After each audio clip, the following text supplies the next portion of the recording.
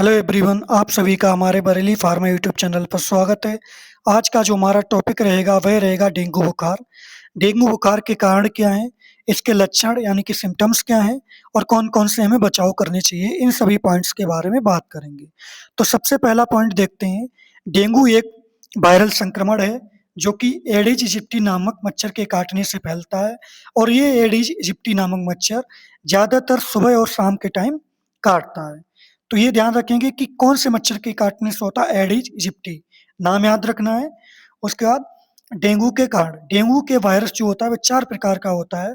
DNV 1, DNV 2, DNV 3, DNV 4, ये 4 प्रकार के डेंगू के वायरस होते हैं। दूसरा पॉइंट क्या है, यदि किसी व्यक्ति को एक बार डेंगू हुआ है तो उसी प्रकार के वायरस से दोबारा नहीं होगा, लेकिन दूसरे प्रकार से दोबारा संक्रमण हो सकता है। कहने का मतलब ये है, ये 4 प्रकार के वायरस हैं, इनमें से किसी एक वायरस से डेंगू किसी व्यक्ति को हुआ है तो उसको उस वायरस से दोबारा संक्रमण नहीं होगा। जैसे कि कोई व्यक्ति है, उसको डीएनवी 1 टाइप 1 से डेंगू हुआ था, तो जब कभी उसको दोबारा डेंगू बनेगा तो डीएनवी 1 टाइप से नहीं होगा। इन तीनों में से किसी उसको हो सकता है। अगर मान लो डीएनवी 4 से हुआ है तो डीएनवी 4 से दोबारा नहीं होगा, फिर इन तीनों में से किसी से दोबारा हो सकता है, यानी कि एक वायरस से जिससे हो चुका है उससे दोबारा डेंगू नहीं होगा। उसके बाद देखते हैं नेक्स्ट, डेंगू के लक्षण क्या हैं, सिम्पटम्स क्या हैं। तो सबसे पहले जो सिम्पटम्स रहेंगे वह रहेंगे, आमतौर पर संक्रमण से 4 से 10 दिन बाद हमें इसके सिम्पटम्स दिखाई देने लगते हैं। कहने का मतलब मच्छर ने काटा, मच्छर के काटने से 4 से 10 दिन बाद हमें डेंगू के लक्षण दिखाई देने लगते हैं। कौन-कौन से लक्षण या सिम्पटम्स दिखाई देंगे? तेज बुखार रहेगा, 104 डिग्री फ़ारेनहाइट तक पहुँच सकता है, भयंकर सिर दर्द रहेगा, आँखों के पीछे दर्द होगा, जोड़ों और मांसपेशियों में दर्द होगा, त्वचा पर लाल चकत्ते या रैशेस पड़ेंगे, उल्टी और मतली आएगी और बहुत ही ज़्यादा थकान होगी। ये क्या हो गए? ये सभी सामान्य लक्षण हो गए। इसके अलावा ये सभी क्या हैं? सामान्य लक्षण। इसके अलावा गंभीर लक्षण देखे जाएँ कि डेंगू के गंभीर लक्षण क्या हैं? तो गंभीर लक्षण जो हैं वह हैं, प्लेटलेट्स बहुत कम हो जाते हैं, ये तो है ही, डेंगू की मेन पहचान है। नकसीर या मसूड़ों से खून आने लगता है, खून की उल्टी या मल में खून आने लगता है, खून लो ब्लड प्रेशर रहता है, शॉक की स्थिति डेंगू शॉक सिंड्रोम हो सकता है। ये सभी क्या है, गंभीर मतलब सिम्पटम्स हैं, ठीक है भाई।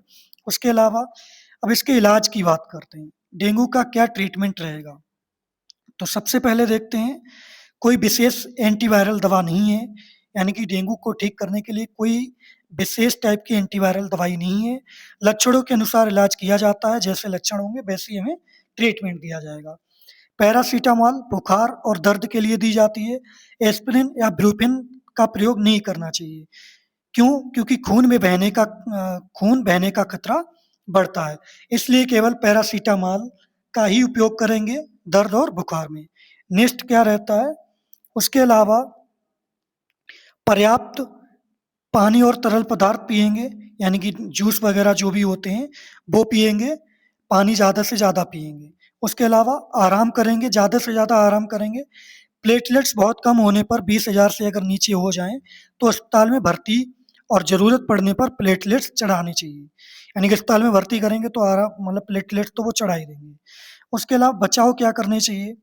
बचाव के लिए मच्छरों और पनपने से रोकें। मच्छर हैं यानी मच्छरदानी लगाएँ। उसके अलावा पानी जमा ना होने दें आस-पड़ोस जहाँ पे रहते हैं। कूलर, गमले, टायर, ड्रम आदि में मच्छरदानी और रिपेलेंट का इस्तेमाल करें। पूरी बाजू के कपड़े पहनें। जहाँ पे भी मच्छर हैं वहाँ पे बैठें तो पूरी बाजू के कपड़े पहनें। ऐसी और बीमारियों के बारे में जानने के लिए हमारे बरेली फार्मा चैनल को लाइक करें, सब्सक्राइब करें, शेयर करें। Thank you.